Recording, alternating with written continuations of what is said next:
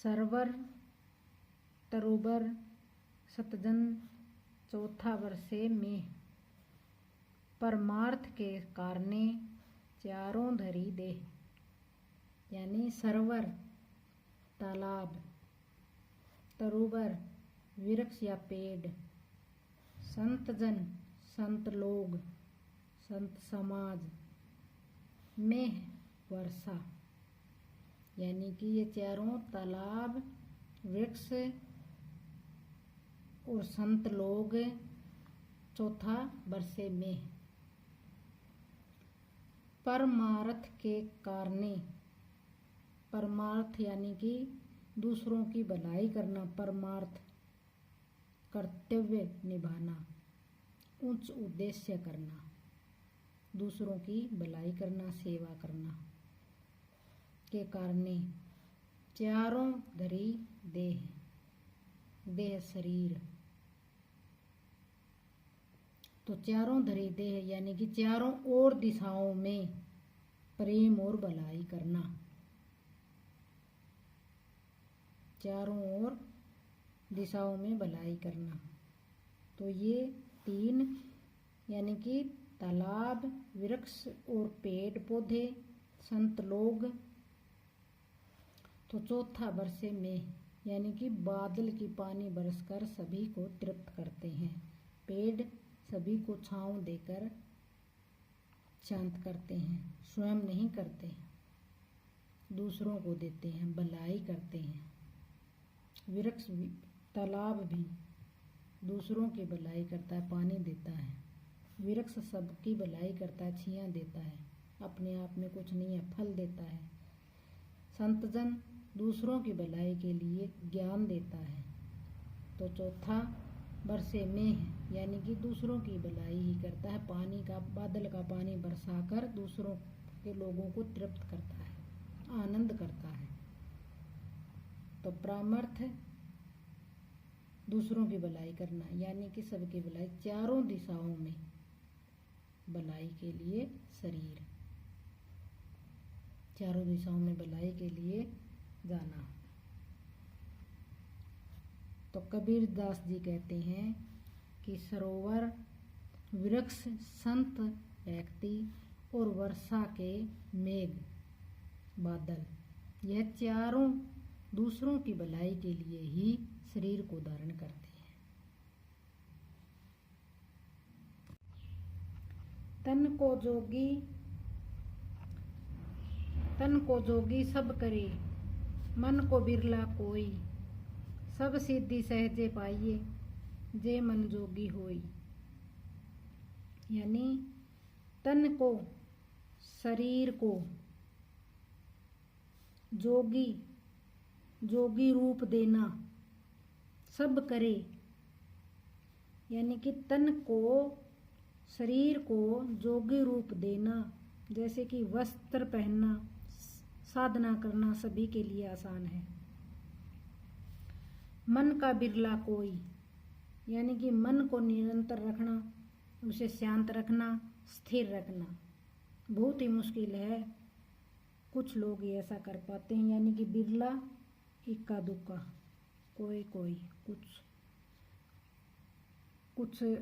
कोई कई लोगों में से एक आधा ही पाया जाता है ऐसा। सब सिद्धि सहजे पाइए, यदि मन को निरंतर नियंत्रित किया गया है तब सिद्धि, आनंद आसानी से प्राप्त कर सकते। जे मन जोगी होई, जो मन जोगी होता है सभी प्रकार की सफलता और आनंद प्राप्त करता है। तो अर्थात कबीरदास जी कहते हैं कि शरीर में भगमे वस्त्र धारण करना सरल है, पर मन को योगी बनाना बिरले के व्यक्तियों का काम है। यदि मन जोगी हो जाए तो सारी सिद्धियां सहज ही प्राप्त हो सकती हैं। तो हमें यही शिक्षा मिलती है कि बाहरी दिखावा करने की बजाय मन को शुद्ध करना अधिक महत्वपूर्ण है और मन को नियंत्रित के व्यक्ति सहज रूप में सफलता और आनंद प्राप्त कर सकता है। चाह गई चिंता मिटी मनवा बेपरवाह, जिनको कुछ न चाहिए सो जग साहनसाह। यानी चाह गई यानी कि इच्छा खत्म हो गई, चिंता मिटी तो चिंता खत्म हो गई, चिंता मिट गई, मनवा मन अपना मनवा शांत हो गया, बेपरवाह यानी बेपरवाह परवाह नहीं है, बेपरवाह परवाह नहीं उसको, जिनको कुछ न चाहिए यानी कि जिनको कुछ न चाहिए भाई, जब किसी व्यक्ति को कुछ पाने की इच्छा ही न हो, सो जग साहनसाह तो जग संसार साहनसाह राजा के सम्मान,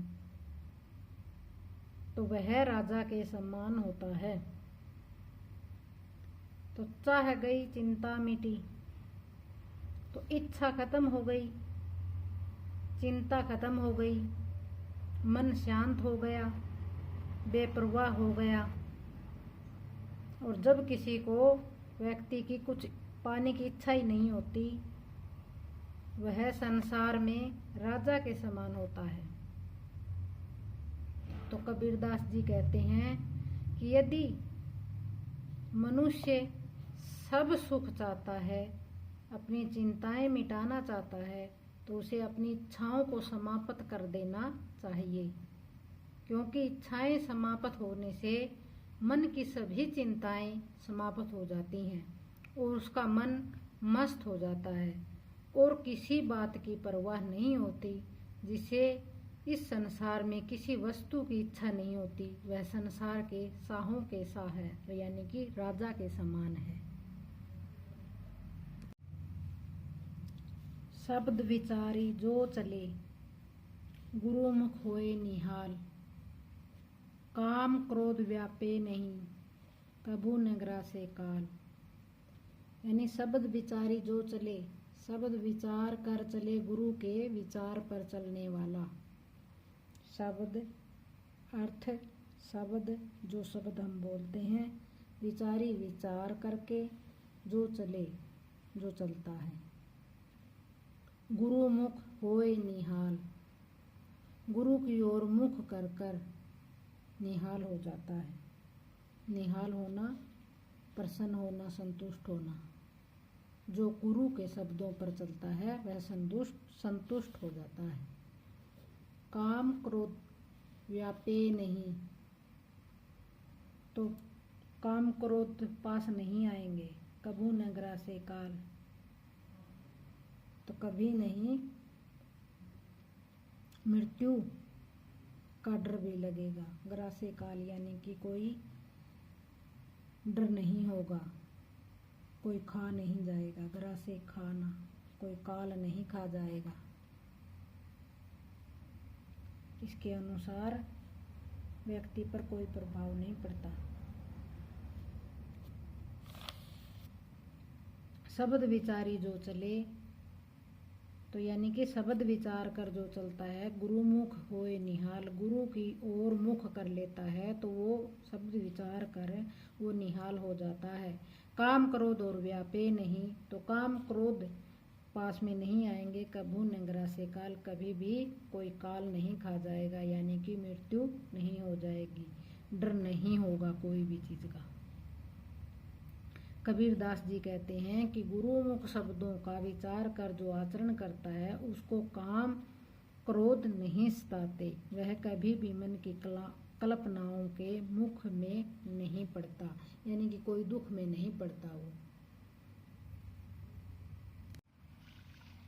पानी केरा बुदबुदा, असमानस की जात, देखत ही छुप जाएगा, है ज्यों सारा प्रभात।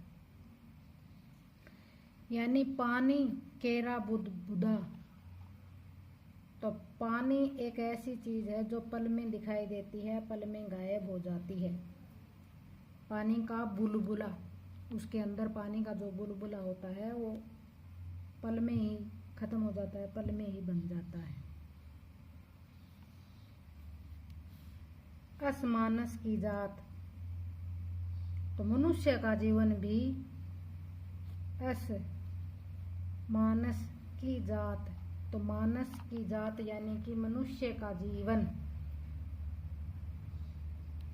इसी तरह, मनुष्य का जीवन भी इसी तरह है, देखत ही छुप जाएगा। मनुष्य का जीवन भी एक दिन खत्म हो जाएगा। जो सारा प्रभात, तो ज्यों सारा प्रभात का मतलब है कि जो यानी कि सारा प्रभात, मनुष्य का जीवन एक दिन खत्म हो जाएगा, सब गायब हो जाएगा, अहंकार छिप जाएगा, सारा अहंकार छिप जाएगा, सब मोह माया छिप जाएगी। तो इंसान एक पानी के बुलबुले की तरह है। पानी केरा यानी कि पानी केरा एक बुलबुले की तरह है। असमानस की जात यानी कि मनुष्य का जीवन भी एक बुलबुले की तरह ही है, देखते ही छुप जाएगा, एक दिन खत्म हो जाएगा। जो सारा प्रभात, तो सारा अंधकार छिप जाएगा। तो कबीरदास जी कहते हैं कि इंसान की इच्छाएं एक पानी के बुलबुले के समान है, जो पल में बनती है और पल में ही खत्म हो जाती है। जिस दिन आपको सच्चे गुरु के दर्शन होंगे, उस दिन ये सब मोह माया और सारा अंधकार छिप जाएगा।